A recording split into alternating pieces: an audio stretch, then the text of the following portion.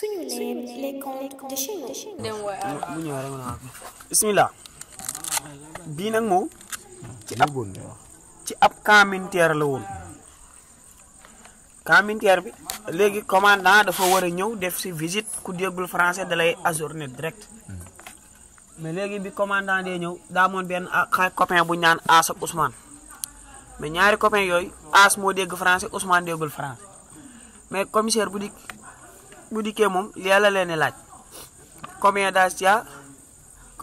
as fait dans l'armée ak qui veut être caporal ou gendarme léegi waa ji As mi nekk ci kanam daani ko bu la chef waxee combien d'âge tu as da nga naan 42 ans buñ laa combien d'années tu as fait dans l'armée nga ni ko 2 ans buñ laa tu veux être militaire ou d'autres choses nga daani ko les deux à la fois mon caporal say daan ni d'accord